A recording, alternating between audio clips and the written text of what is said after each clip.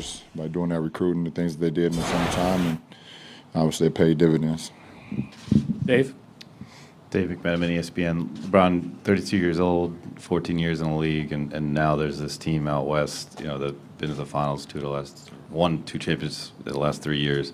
How do you view them when you look at what's your future in the league? Well, I mean, it's a two-sided question because for me personally, I don't know. I need to sit down and figure this thing out, and so I don't know, as far as me personally right now. But as far as that team, they're going to be here for a while. They're going to be around for a while. Pretty much all their guys are in their 20s. Pretty much all their big-name guys are in their 20s, and they don't show any signs of slowing down. So, there's going to be a lot of teams that's trying to figure out ways to put personnel together to try and match that if they're able to actually face them in a playoff series, both Eastern Conference and Western Conference, because they're built for, from my eyes, they're built to last, a few years, so we see. Brian, standing on the right. Brian Winters, ESPN. LeBron, you said you have a sense of history about this. You averaged a triple-double in the finals. It's never been done before. You referenced maybe the best. Was this your best series you've ever played? I don't know. I mean, this is my 8th trip to the finals, and I've had some pretty good ones, in my day. And like I said, I just try to do everything to try to help this team win and more.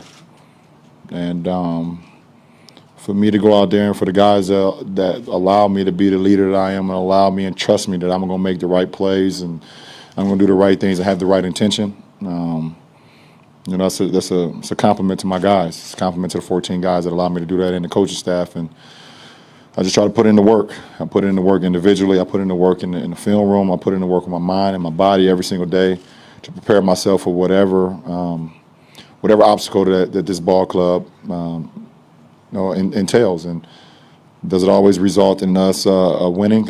No, it's my 3rd year here, and we haven't won every game. We haven't won every finals. Obviously, we've lost 2 of them. So, but like I've always told myself, if you feel like you put in the work and you leave it out on the floor, then you can always push forward and not look backwards. Second row on the right. LeBron, Dave Lewis, NBC News Radio. You mentioned all the energy you exert, and obviously you work so hard. What do you plan on doing to get away from the game for a little while, and how long before you recharge your batteries and get back at it? I don't know. I mean, I probably won't stop working out. I think it's a lifestyle for me, so I'll probably be back in my gym in the next couple of days just because it's just who I am. As far as being back on the basketball court, I'm going to take a while. I don't need to be back on the basketball court right now. I need to get off of my feet and let my joints and let my body kind of recover from being out on the floor for 14 straight years, so but I'll train all summer. It's just a part of who I am now. It's just a part of my lifestyle. Jay, standing on the left. Jay, down to ESPN. LeBron, 5 years you broke through. 5 years ago you broke through, got your first championship against Kevin Durant. Having those burdens and those expectations to finally achieve it, I'm wondering if you could offer your perspective, what you think it must be like for him having experienced something like that yourself. It's a great feeling. When you're able to work hard, you're able to put in the work and accomplish a feat like that. It's something that we all dream about, growing up in our inner cities, along the hard work and, through high school, through college, if you went to college, and through the NBA, you always hope that you be in a position to be able to not only compete for a championship but win a championship, and it's a great feeling. Chris, standing in the back left. Chris Haynes, ESPN. Ron, obviously you can't control where free agents go and teams get stacked or whatnot. How would you look back at this season? How can you assess this season? Our team, our ball club? Yes.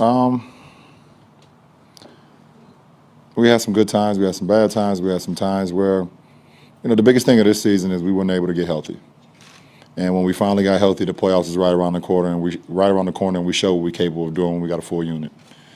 It would have been great to see us at a full unit throughout the whole season so we can continue to build the camaraderie and build the chemistry out on the floor. So, you don't have to wait till April to see what you're capable of doing. And yes, we were able to hit the switch, but those games in January, those games, in November, and games that people think that's not important, they're important to me.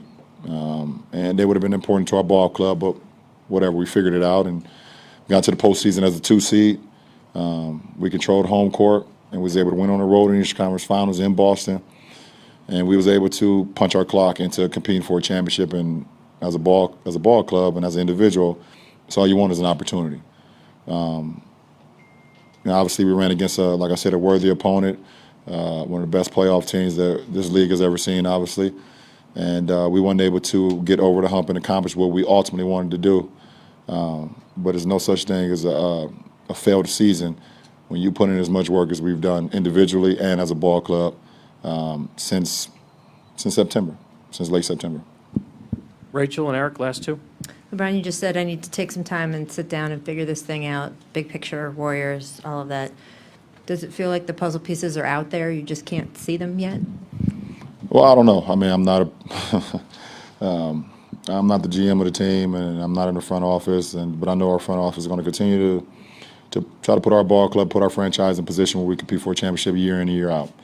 And like I said, teams and franchises are going to be trying to figure out ways that they can put personnel together, the right group of guys together to be able to hopefully compete against this team. And like I said, they're assembled as good as you can assemble. And I've played against some really, really good teams that was assembled perfectly, and they're right up there. So we will see, but I will get away from the game a little bit.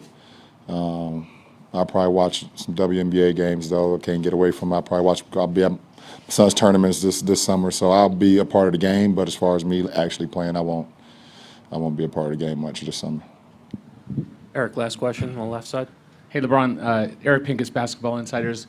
You've been a part of 2 super teams, the one you have here, the one you had in Miami. Looking at what the Cavaliers, rather the Golden State Warriors have done, are you still a fan of the concept? Do you think it's a good thing for the NBA to build these teams, how they brought in Kevin? And you get what I'm asking? No, not really. I don't believe I've played for a super team. I don't believe in that. Okay. I believe we're a super team here. So no, I don't. You guys want one more question before I leave and not see you guys for a long time? Robert, last one in the middle then.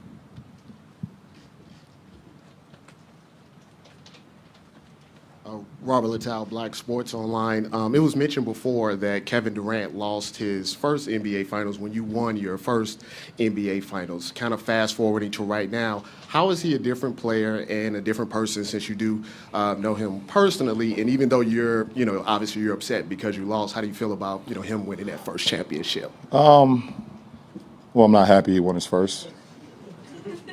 I'm not happy at all. And but at the end of the day, from when I played him in the 2012 finals to now, like I said, experience is the best teacher in life, and he's just experienced and experienced and experienced, and it also helps when you able to experience some things with this team as well. And he felt like he needed to reassemble and reassess his career and come here.